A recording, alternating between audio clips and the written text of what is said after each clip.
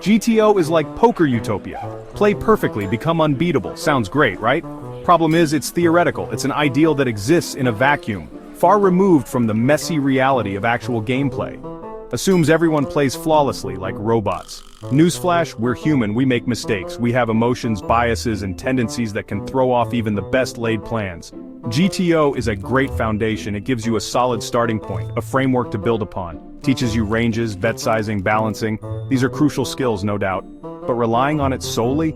That's where the problem lies. That's like bringing a calculator to a gunfight. It's useful, but not sufficient. You need more than just numbers. You need intuition, experience, and the ability to read the room. You need to understand your opponent, their habits, their tells, their strategies. GTO is like learning perfect grammar before speaking. Sure, it's technically correct, but it lacks the fluidity and adaptability of real conversation.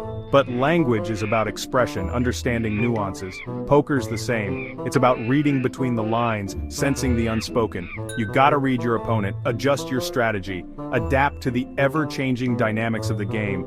Only then can you truly master the art of poker.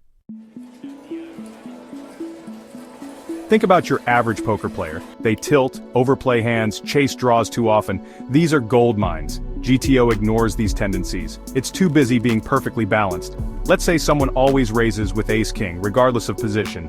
GTO says, play your hand. AES says, punish that predictability. You adjust, exploit their weakness. That's where the real money is made. GTO is a one-size-fits-all suit.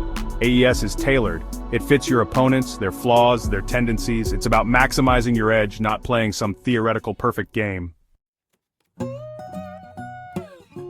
AES is about adaptation, observation, aggression. It's about knowing when to deviate from standard play to capitalize on your opponent's mistakes.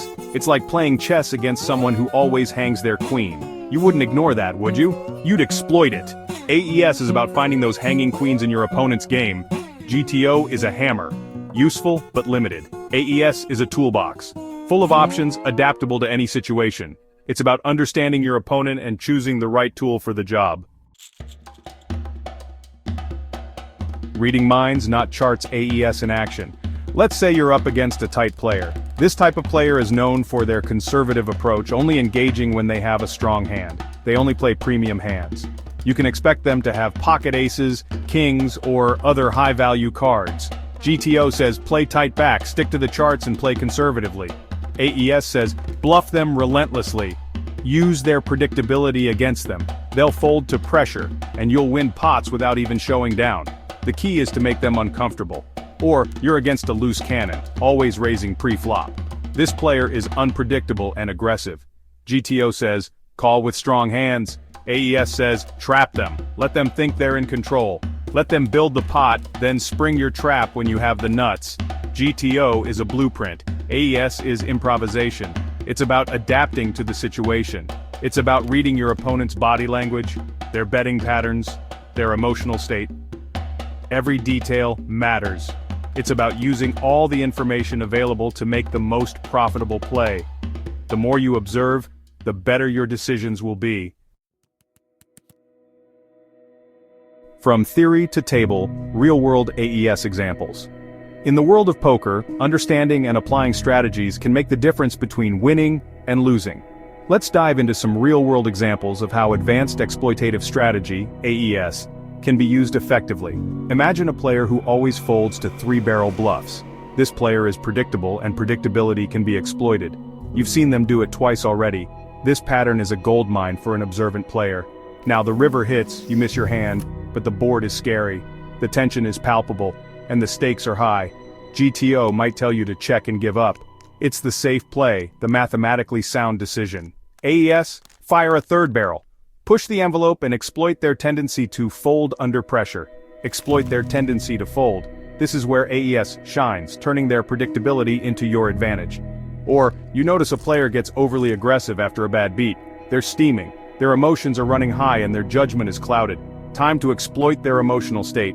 This is the perfect moment to tighten up and wait for them to make a mistake. Tighten up, wait for strong hands, and let them make costly mistakes. Patience and observation are key. GTO is a robot playing the odds. It's methodical and unyielding, sticking to the numbers. AES is a hunter, stalking its prey.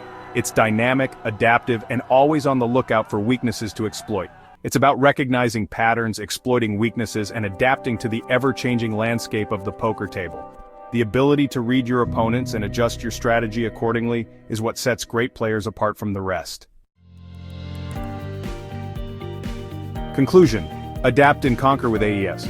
GTO is a valuable tool for building a solid foundation, but to truly master poker, you need more. You need AES. You need to adapt to your opponents, exploit their weaknesses, and make the most profitable plays. So, ditch the robotic approach. Embrace the dynamic, ever-evolving world of AES. Read your opponents, adjust your strategy, and watch your win rate soar. Remember, poker is about people, not just cards. Adapt and conquer.